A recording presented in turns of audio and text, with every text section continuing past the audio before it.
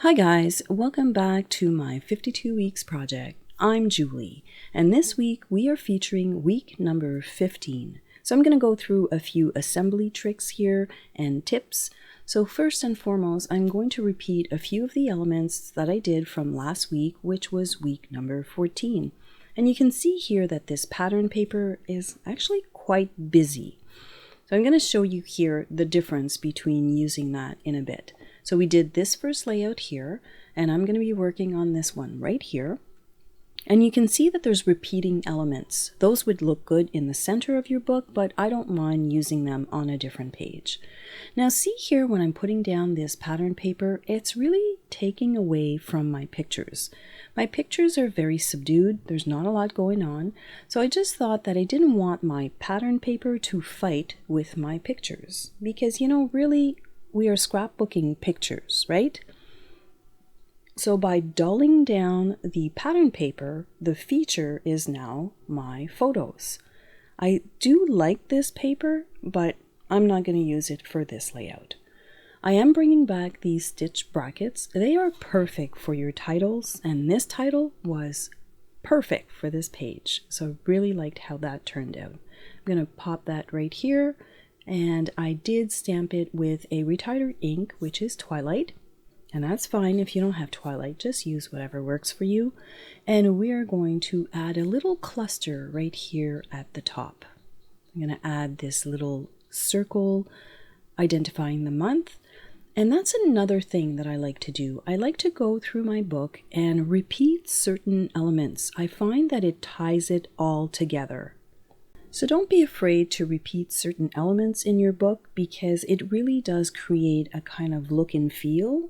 And in my case here, it kind of hid a little boo-boo that I did.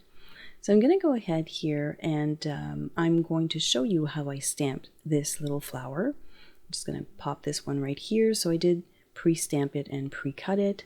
And I used that same bracket, but the larger size, and I cut it down to size, and this is my journaling. So I kind of like that repeat as well for the title and the journaling. So let me show you quickly how you can add two colors on one image. I'm going to use Sweet Leaf at the bottom and Canary, and I'm going to use these little finger daubers. So I'm going to add here a little bit of Canary ink right here at the top of the image, so where the flower is, and I'm pouncing very, very lightly. I'm trying to transfer as much ink as I can. So I'm kind of going back and forth, and then I'm going to add a little bit of green at the bottom. So there's different ways of adding two colors to a stamped image, but this one here, you can really control where you're laying down the ink. So I'm just going to pop that onto my cardstock, and just like that, you have a multicolored stamped image. And I think that looks really good with my pictures, and it just gives you a complete different look. So let's assemble this page because there's not much to it.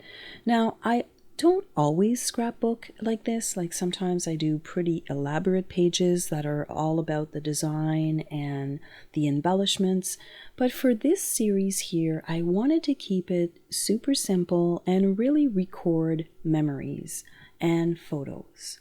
So I'm going to pop all of these little pieces together here. And if you don't have the craft borders like I do in my stash, you can just go ahead and use your fancy border thin cuts, use craft paper, and that would work just as well.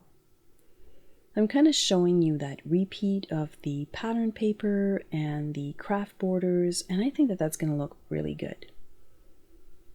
So let's finish this little layout. So here I'm kind of clustering my title. So I've got my title, I've got my little flower here that I've kind of stuck underneath the border, and then I'm going to pop this little month kind of circle right here at the top with a little bit of 3D foam tape. I'm going to add my little tiles here to identify the week, and then I'm going to kind of fuss with a few of the remainder pieces. So elements like stickers and a little bit of glam with these little clear sparkle gems, and just like that, we're pretty much done. So I'm kind of putting them here in an elongated triangle because that's really pleasing to the eye. And yes, my page is pretty much done. So if you like these types of layouts, which are pretty much simple because we are really just documenting our year 1 week at a time, I'm going to be a guest designer on the craft roulette, and Mary has this completely different aspect of this game. So she's taking her game from card making to scrapbooking. So here's a bit of information on that day. So obviously it's going to be done on National Scrapbooking Day. So hopefully you can join us there. I'll post that information down in the description box down below. And if you want to see my complete 52 weeks project, here's the link right here. Thanks a lot for watching. I'll see you in the next video.